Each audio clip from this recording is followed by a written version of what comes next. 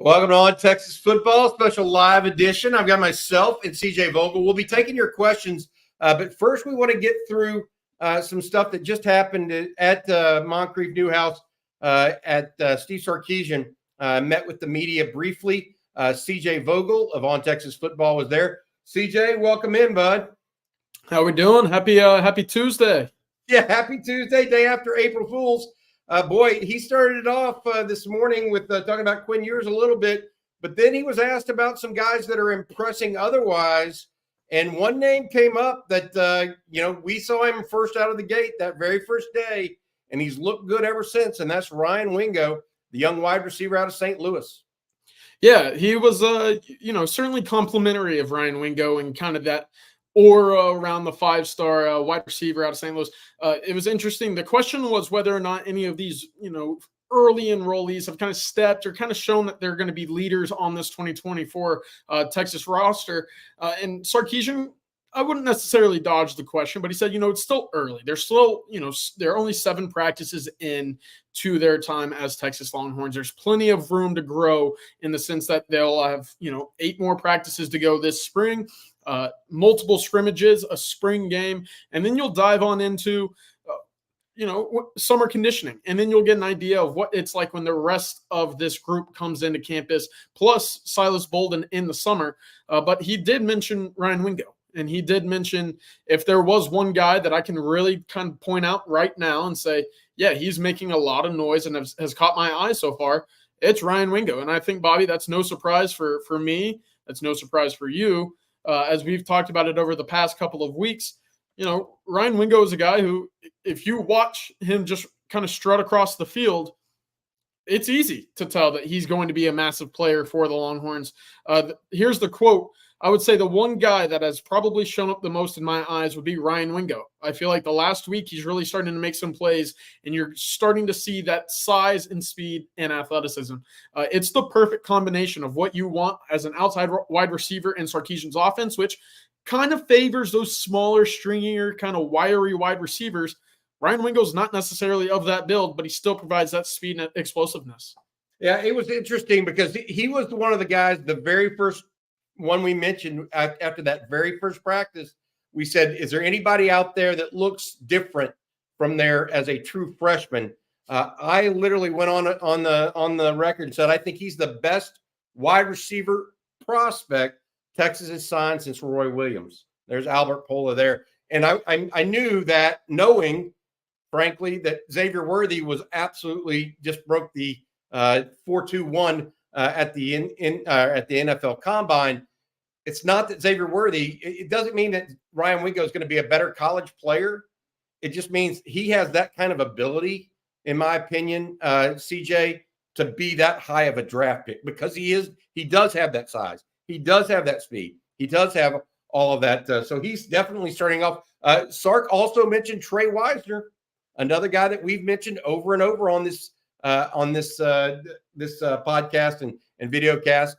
What are your thoughts on that? Yeah, I think it's more of the same of what we've come to know about Trey Wisner.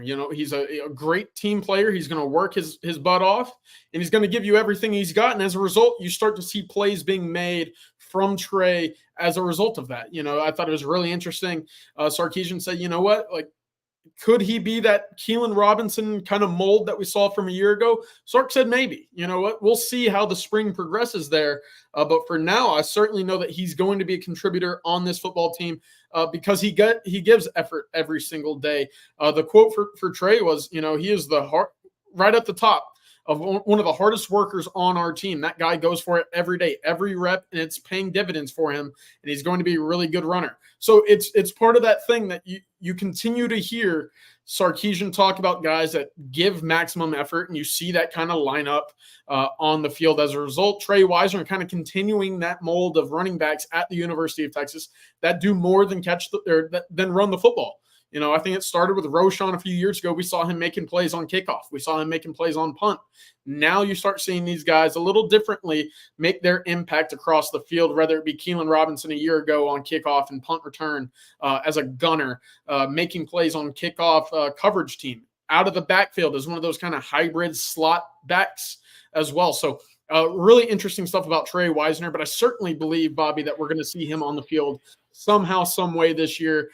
It's just too much effort to keep on the sideline. Plus, the athleticism is there to hang with just about anybody in the SEC. Good stuff. Trey Wisner, Ryan Wingo, 2 comments. Sark also talked a little bit about Kenny Baker, the defensive line coach, and how he connects with his players. This is from today's press conference. Listen up to Steve Sarkisian. I think they're responding really well to him. One thing Kenny provides is a ton of energy, a ton of juice. He's a really good technician, and not just kind of the interior defensive lineman. He's got a lot of pass rush to his repertoire, so his ability to coach that as well on top of the scheme. But I think it's his energy, what he brings in trying to develop every player in that room. It's easy just to coach the guys who've been here 3 and 4 years, right? We got to coach them all. We're trying to develop all of our players, and I think Kenny has really bought into that, and I think all the guys in that room understand that and are working together. That's good stuff. Baker's got his work cut out for him a little bit because everybody's got their eyes on him, CJ, right now. Because if there's a weak spot on the team, or a perceived one at least from the media, right? Or I don't know if it is in the building per se, but from the media, it's that defensive tackle. And lo and behold, the Longhorns have a new defensive tackle coach. What were your thoughts on Sark's conversation today? Yeah, it's funny. Whenever you add a new piece to your coaching staff, the question is, can he coach? Can he develop? Can he recruit? Well, Kenny Baker's kind of starting behind the chains a little bit. It's right into spring football in a group in which, like you said, probably not what you would consider to be the strength of this defense or team in general, where you look at, Johnny Nansen. At least he's got someone like Anthony Hill to say, yeah, he can work with that. He's got a group of guys in that room that are eager to, prove what they can do on the field. And then, of course, Chris Jackson a year ago, he steps on campus with a 5th-year Jordan Whittington. He has a All-American Xavier Worthy and a transfer with A.D. Mitchell. They can say, all right, I might be new here, but I know I've got pieces to play with. Kenny Baker, not necessarily in that same boat that we've seen with the other, additions to this Texas staff under Sarkisian. So it's interesting. I thought the number one thing that was interesting to me here is, yeah, it's great Kenny Baker brings energy. We've known that from recruits talking to guys that he's gone out and seen in person in high school campuses, going out and seeing them on campus again in Austin.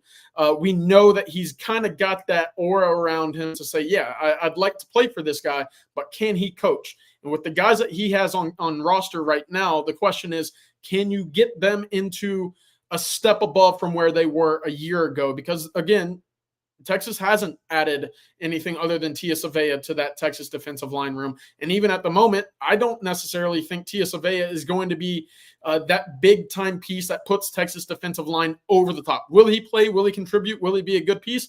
Absolutely. But he's not going to be that Byron Murphy or Tavondre Sweat that Texas saw a year ago be instant game-changing on the interior of the defensive line. So seeing what Kenny Baker can do from practice 1 of spring to practice 15 is going to be big.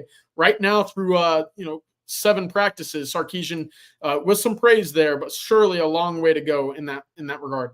Good stuff, CJ. I want to say thank you to our sponsor. We're going to go on a little bit because he also talked about portal.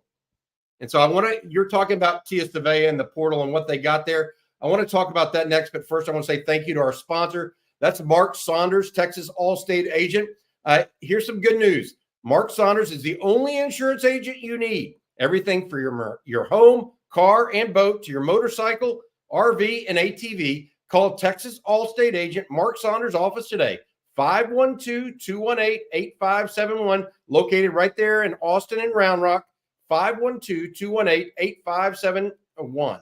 Are you in good hands? With more than 35 years of experience, you will be with Texas alum, 35 years experience, Mark Saunders, 512-218-8571. Thank you, Mark, for your sponsorship of On Texas Football. All right, next thing that I want to talk about are the portal topic that you brought up, or that was brought up today with Steve Sarkisian during that media availability. He had an interesting comment there, CJ. I thought that was a little bit different than most people. He didn't deny that the Longhorns are going to go to the portal. but he had a little bit different take than maybe some people or some other head coaches do. Even. Yeah, and I think it's the right approach to take, especially when the portal is still 2 weeks from opening up. Hey, we've got to keep this team bought in, and we've got to make sure that they're taking every spring practice to heart. So the way Sarkisian went about this question was, yeah, I'd love to keep these guys on campus first. I'd love to see what we can get out of them and see if we can develop them into being the players that we recruited them to being and have them meet the standard in which we expect out of Texas football players. That was the first part of his answer. And then he kind of dabbled in and he was like, I'm sure there's going to be some really talented players that enter the portal this spring.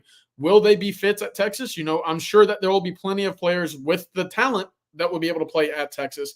But the next part of that is finding guys who fit our culture and fit the locker room that we've established at the University of Texas since I've arrived. I thought that was a key part because we've seen Texas and specifically Sarkisian be, I would say, very organized and very, precise when it comes to their approach out of the portal, making sure that guys they pursue will contribute, but also match what they have going on behind the scenes in the locker room. That's the biggest part to me. So while he didn't necessarily say Texas is not going to be active in the portal, he didn't say, necessarily that they would be. It's all about if there's a perfect fit, Texas will go out and see if, there's a possible match between a portaler and the University of Texas. Right now, Bobby, I think we can both agree that there will be some movement in the portal, whether it be exports or imports. Texas is going to be active, and it's all about finding that right piece. Very interesting. It felt like to me from listening to it, it was very tactical and strategic, the comments he made, which is, more power to him. I mean, he's leading the mothership here at University of Texas, so he's got to have everything going. He actually started off the commentary with Quinn Ewers, which we would be remiss not to mention this because, look, there is no more important player on the Texas football team than number 3, Quinn Ewers. What did Sark have to say, and what were your takeaways from that today at the press conference with Steve Sarkisian on Quinn Ewers? Yeah, it was more of what we've heard so far. And we got a little taste of this last week with Quinn Ewers. It was, I feel comfortable. I'm in year 3 now. I feel like I've played enough football in this system and with this program to kind of reach my ceiling and maximize the potential that I came into college with. Quinn mentioned it last week. I feel relaxed. I feel confident. I feel comfortable. And that's a big for your third-year starting quarterback to really understand what that's like in the system. Sarkisian mentioned it today. It was an interesting comparison here. He basically said, yeah, like we saw this last year with Xavier Worthy. Xavier Worthy coming off of the hand injury, there was probably some inconsistent play that was uncharacteristic of him. The drops, the broken hand, whatever attributed to maybe some big plays not happening when the ball went to Xavier Worthy, whatever that case was, we saw that switch flip a little bit after the Alamo Bowl against Washington, coming into spring football and eventually summer conditioning. Xavier Worthy just kind of sat back and said, yeah, I've been here for 3 years now. I know what it takes. I know how talented I am, and I'm going to go out and prove that. Sarkisian, attributed that approach and what he saw with Xavier Worthy a year ago to what he's seeing from his quarterback Quinn Ewers today and so far this spring. So I really like that approach and just kind of understanding again, hey, year 3, you are the guy.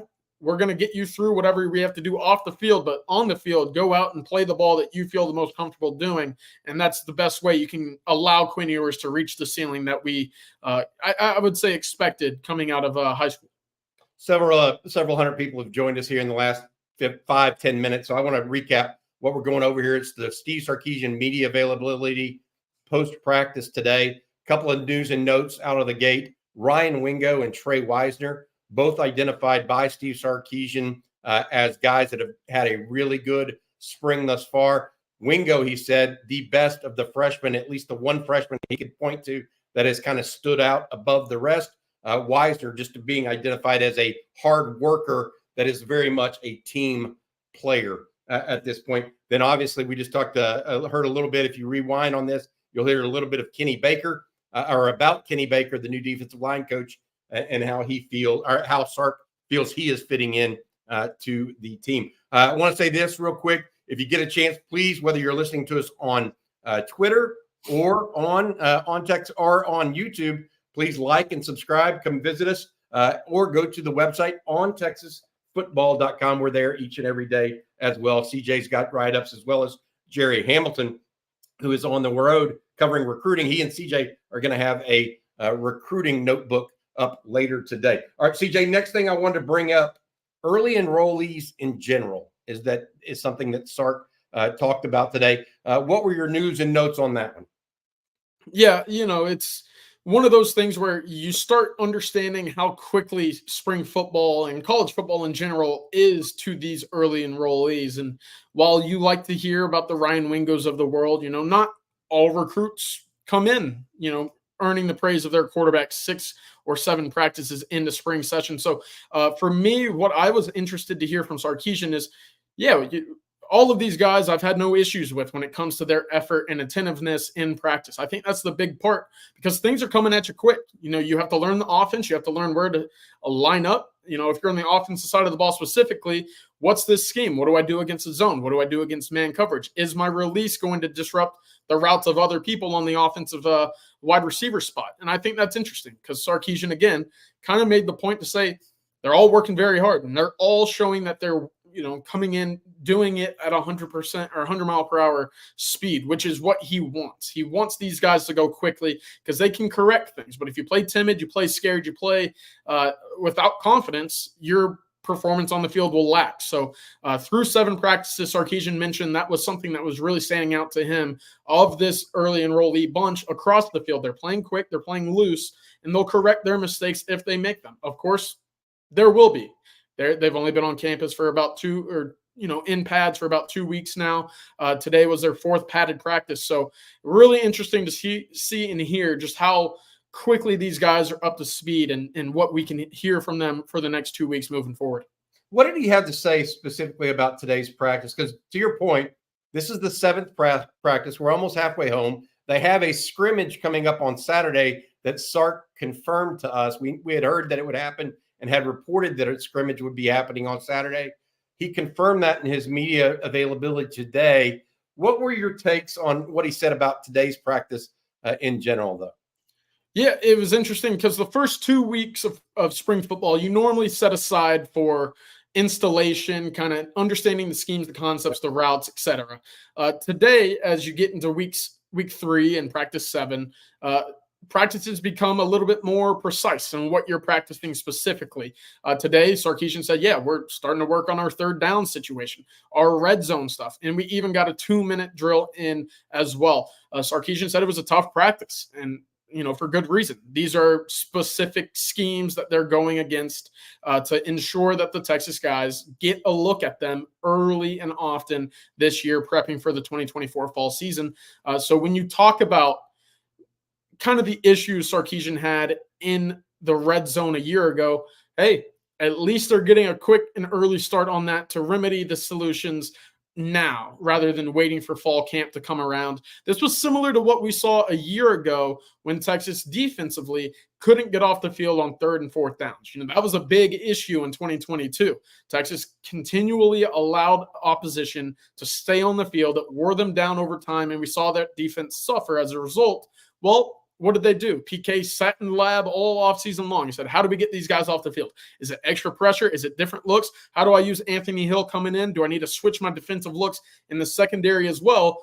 Well, what did we know they do? Well, they only went out last year and had the best 3rd down conversion percentage in all of the country a year ago. I'm expecting that to be maybe not the exact path Texas takes offensively in the red zone, but a very similar one with the approach that this staff will take to fix those issues we saw a year ago.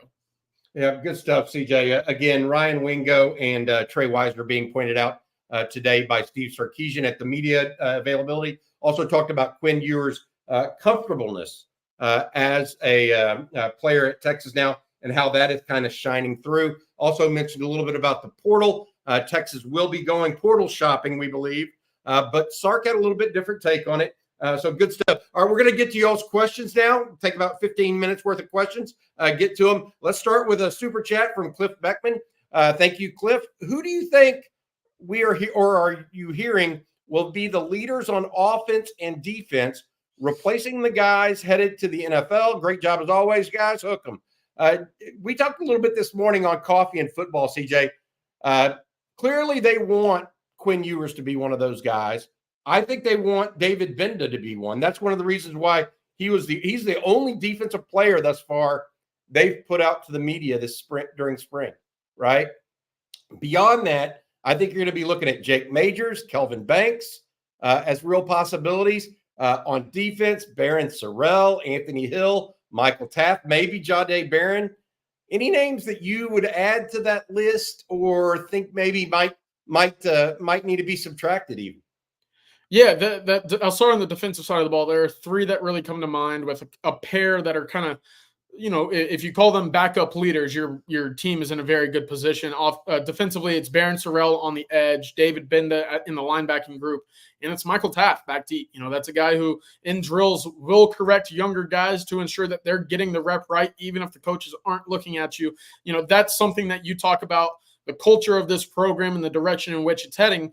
If you have guys like Michael Taft ensuring that guys aren't skipping reps, aren't cutting corners, you're going to be in a big, a luxury position moving forward. Offensively, you mentioned Jake Majors, you mentioned Quinn Ewers. One that's really kind of standing out to me is, I've heard a number of times Kelvin Banks isn't the loudest guy in this room, but people take note when he walks into a room and he does something the way in which it is expected to be done. There's a lot of lead by example qualities with Kelvin Banks.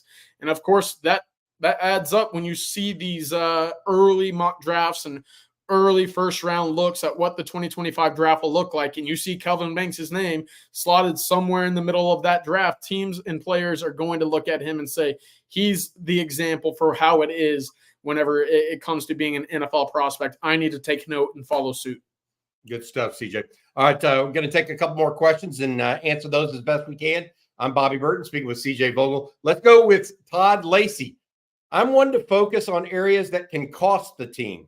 How's the new punter doing? Punt return game, kick return game. Let's start with this. We don't know who the new punter is going to be for sure yet. There's two possibilities here. One is Ian Ratliff, young man out of Atascocita, is a walk-on that is currently running first team.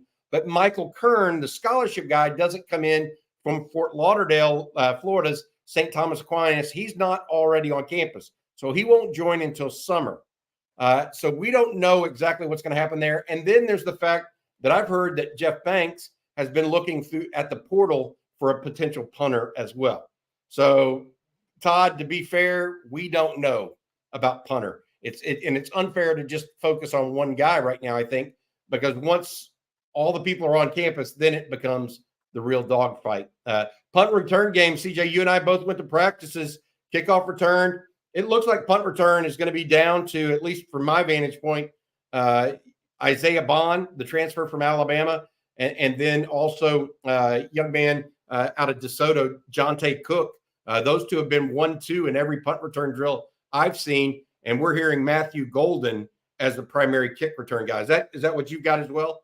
Yeah, that lines up with what I'm hearing, and obviously it's really interesting because you had 2+ returners a year ago with Keelan Robinson and Xavier Worthy. What they did in both sides of the game there, game changing at times. So can Texas replicate that? Well, we know Silas Bolden coming in is a very talented returner. Matthew Golden, what he did in the kickoff return game at Houston, 2 touchdowns and 9 attempts. I'd say that percentage, that average, whatever it is, pretty good. That's a pretty good mark as well. So you're going to have great competition in those spots. And plus, it's going to be met with tremendous athleticism in football players as well. So I'm not too worried about that group. And I will say the other part of the special teams that I wanted to mention were your gunners, Keaton Crawford, Keelan Robinson, 2 guys that I would say very closely mastered the craft of running gunners on the punt game. Will the guys like Trey Wisner and Gavin Holmes, who are currently pinned in at that spot now, will they be able to replicate that to a T? And I think that's very important because field positions, it decides games at times. We saw a Texas punter not too long ago win a bowl game MVP because he continually put teams inside the 5 and inside the 10-yard line. That's a big part of the game. It's an underrated part of the game. But if you have good gunners who have good brains on them, that's a difference maker that not many people look at as well. All right, we got another question coming up pretty quick here on Ryan Wingo, who's one of the reasons why we're even having this special live edition of On Texas Football today because of his performance and being identified by Steve Sarkisian. But first, I want to say thank you to our sponsor. That is Mark Saunders, Texas All-State agent. He is the only insurance agent you need. Everything from your home, car, and boat to your motorcycle, RV, and ATV. Call Texas All-State agent Mark Saunders' office today. They're in Austin and Round Rock, 512-218-8571. If you're looking for someone you can trust and want to be in good hands with more than 35 years of experience, you will be with Texas alum Mark Saunders. Again, there in Austin and the Round Rock area. Give him a call if you're looking for a quote or looking for a new agent, someone that is very trusted. Mark Saunders, 512-218-8571. Thanks, Mark, for your sponsorship of On Texas Football. All right, let's go next. We were talking about Ryan Wingo when we started. And, CJ, this is how I believe pretty strongly. Ryan Nelson asking, Wingo going to get slot reps? I don't know that I would agree with that out of the gate. You think that he's an outside receiver like I do? I do, but I do think he would provide, certain mismatches in the slot, which was interesting. I thought coming out of high school, he was only going to be an outside guy. But then I saw him at the All-American Bowl in San Antonio, where he only received slot reps. And at 6'2", plus, whatever he is, and you see that kind of ability to move and wiggle through the line of scrimmage, I think it's interesting. It's certainly something that if you do opt to use Ryan Wingo in the slot, it opens up a lot on the outside. Now you have guys, pure burners on the outside that could open things down the field for a long crossing route for Ryan Wingo to beat a nickel, a safety, or a linebacker, who I hope opposing defensive coordinators in the SEC are not putting linebackers on a Ryan Wingo. But if that's the case, you can expect 100 targets per game from Sarkisian moving forward. But it just allows Texas to be more versatile, and it allows them to give different looks and scheme up different play calls and formation. So I'm not ruling it completely out. So far, he's been the outside guy in practice, but I don't hate the idea of eventually moving him around that offense to get different looks as well. Hey, I gotta add this one because we often get comments from folks who have some insight outside of the On Texas Football ecosystem, so to speak. This one from Odin Horns, and we're talking about slot receivers, so I think this is particularly appropriate here. Odin Horns, my buddy in Southern California has a son on Oregon State's football team now. He said his son said Silas Bolden, the Texas signee that's going to transfer in at mid-year, or excuse me, during the summer. Every player on the 2023 Oregon State team looked up to and respected Silas Bolden. Bolden can play inside. He's played a little outside even, CJ. It just feels to me, and you're mentioning about Wingo, I don't think Sark wants one-trick ponies anymore at receiver. I think he wants to be able to have guys that can be interchangeable for him. You get that sense as well. Jonte Cook can do the same thing, right? Matthew Yeah, Bolden, absolutely. As can Isaiah Bond, who played a number of his snaps in the slot at Alabama, also getting looks early on the outside. Silas Bolden, to me, is interesting because you see the 5'8" frame and you think, yeah, slot guy, kind of a scat back out of the backfield as well. While that's the case, and Oregon State used him there as well, his biggest plays, I would argue, were when he was lined out outside, and they just said, go deep, go make the play on the ball if we throw you the rock. And he did that very well. I think he plays significantly larger than his frame provides, which is huge because that catch radius expands. That target for Quinn Ewers to hit him in stride expands as well. Silas Bolden plays much larger than what he lines up as. But also as a result of that, it allows you to move him different places and doesn't necessarily tip your hand as a play caller to say, yeah, if he's lined up in the slot, we know where he can go. If you start using him on the outside, it really changes up the looks defensively for what you can scheme up coming into the game as a defensive coordinator. Odin, thank you for that post. Glad to share that here. All right, the next question we got coming in is from Burnt Orange Horn. Is Kia Savea, transfer over from Arizona at mid-year, still considered an upgrade over Carter, even if only slightly? I don't know if it's just slightly. I just think he's considered an upgrade. He's a much bigger player in general, and I think is a little bit more I don't want to say accomplished because Carter was fairly accomplished coming in, having started 2 years at Minnesota. It's just Minnesota wasn't a very good defense, whereas Savea was part of an Arizona defense that was considered, if not the best in the Pac-12, maybe one of the top 2 or 3. Yeah, Savea, the interesting thing about him is, he's right around 300 pounds. He's not the biggest dude, but he's certainly got enough juice to be a threat on the interior. But when you watch him, again, similarly to Silas Bolton, he plays stronger. He plays more thick than what he kind of shows up on the Texas roster. You watched him at Arizona against Oklahoma in that bowl game a year ago. That guy does not move backwards. In the run game specifically, he anchors what you look for on the middle of your interior defensive line. The question is, will that case still remain when you move into the SEC and you start facing significantly stronger, more athletic double teams?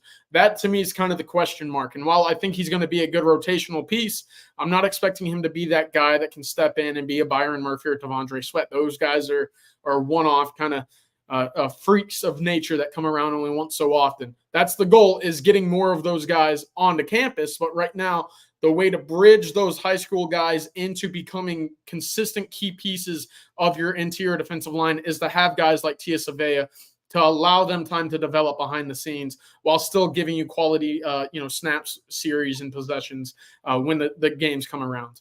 I know you and Jerry Hamilton, CJ, are going to talk a little bit later today about in the recruiting breakdown about some defensive linemen that Texas is recruiting right now. You mentioned guys that are on the way potentially.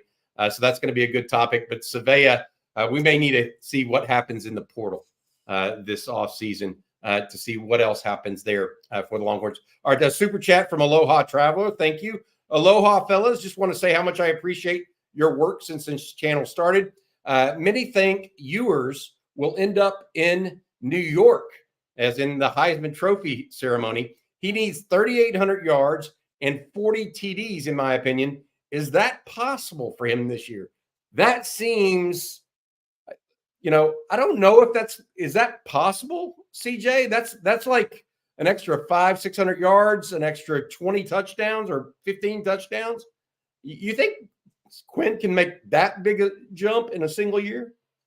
It'll all be determined by what Texas does in the red zone, because you take away Burt Auburn having 33 field goal attempts a year ago led the country by 6 kicks, I believe. I believe Will Reichard was second place with 27. So if you look at it that way, if you can cut down those kicking opportunities for Burt Auburn this year and find ways to put that ball in the end zone, not only are you looking at least 30 touchdowns from Quinn Ewers, maybe 35. I think 40 is a lot. I think 40 is a little bit out of reach, especially with the running game that we've seen Texas have in the red zone, especially with the approach that Texas will be taking with 4 offensive line starters returning, plus Cam Williams joining that group as well. So I think 40 is out of reach. I think 30 is kind of your baseline right now to say, yeah, Quinn Ewers should be hitting 30 touchdowns this year throwing the football, especially when you consider he was at 22 a year ago, and there were 6 games in which he only had 1 passing touchdown.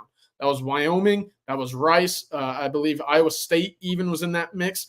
He threw for 350 yards against Washington and only found the end zone once. So, yes, Texas will be scoring a lot. The issue to me is, will those red zone issues be resolved to the extent that Quinn Ewers is now throwing for touchdowns rather than calling on for Burt Auburn to come add 3 to the board? Rick Aberguy, one of the guys that posts quite a bit on Texas football on the YouTube channel, came up and said, look, he almost got 3,500 and did not have 2 home games. So the yardage may not be the problem, right? It's the TD to interception ratio that would be the big deal, in my opinion, for Quinn Ewers as it heads into next season. All right, we got a couple more questions here. This is a funny one, CJ, that I think is just interesting from Jesse Ullman. Now that we're in the SEC, will we get some holding calls? Bill Bedenbaugh at Oklahoma. I wish Texas Tech was going into the SEC at some point in time, because they were famous back in the day. But Bedenbaugh, look, we'll see exactly what happens with the OU offensive line. They're replacing all of their starters. Just had another injury to, I think, their center or guard. I can't remember. But look, it's going to be tough sledding for OU on the offensive line this year. Yeah, 100%. If there's one guy in the world on the offensive line that I look at and say, yeah, he can kind of make chicken salad out of whatever, Bill Bedenball's kind of proven to be that guy. So, yes, he's got his back up against the wall. That group is, I would say, very inexperienced. They certainly haven't played together, and they're protecting a first-time starting quarterback. So it's not the ideal situation for your group to be protecting in that sense, that your quarterback won't have the experience to pick up, blitz schemes, kind of shift the coverages that way. But Bill Bedenball's put a lot of guys in the NFL. He's been one of those most consistent position coaches in all of college football at his position. This year, I think he will be tasked with his toughest challenge as a position coach, because that, like you said, right now, Bobby, that offensive line, I wouldn't necessarily say is inspiring a lot of confidence in Norman with what they've put on the field so far this spring. Gotcha. CJ, I want to say this. If you're listening to us either on YouTube or Twitter, please hit the like and subscribe button. It'll help us out as we try to grow this channel up to over 40,000 subscribers now on YouTube. We appreciate you very much. Let's go to Jarrett Johnson. When going to the portal for Texas to fill needs in April, does a player's years of eligibility come into play when being considered? The answer is yes, but no more so than in December or January, in my opinion, Jared. I don't think it's necessarily that it doesn't mean that much, because a lot of times when you're going to the portal, you think it's just going to be a one-year thing. I mean, Isaiah Bond, most likely a one-year deal. Amari Niblack, most likely a one-year deal. Andrew Makuba, most likely a one-year deal. They're not necessarily going to the portal to get multi-year guys, because Texas has done, in my opinion, a good job of recruiting. And so you don't want to box out good young recruits either by going to the portal too much.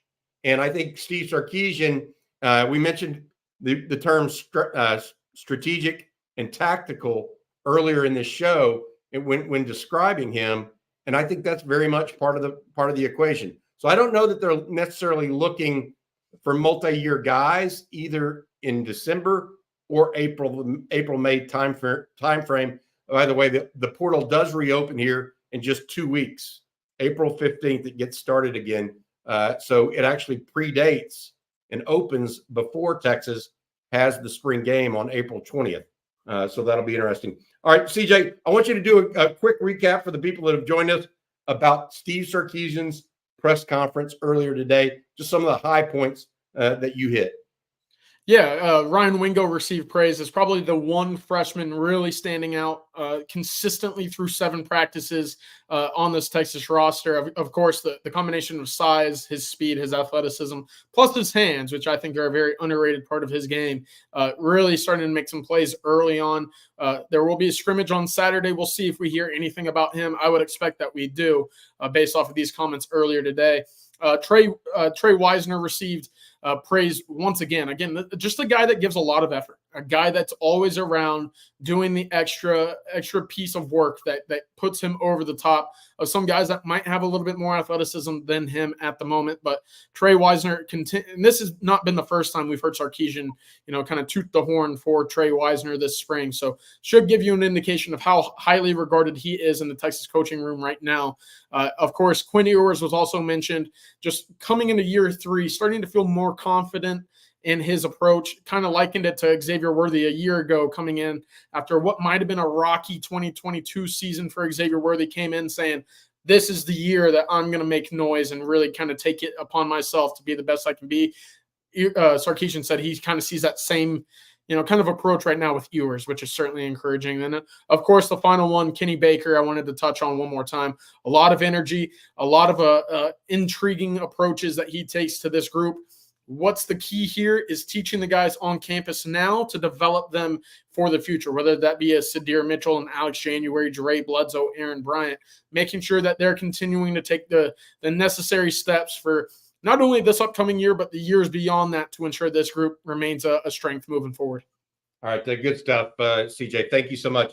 CJ Vogel, just a minute ago, Steve Sarkisian at the microphone for a media availability for the Longhorns. Appreciate you jumping aboard, doing this special live stream for us today, this afternoon. CJ, you and Jerry will be back with the recruiting breakdown later today. And then you, Rod, and Aaron Hogan will be doing a live stream tonight at 7 o'clock. More on the Longhorns at that point in time.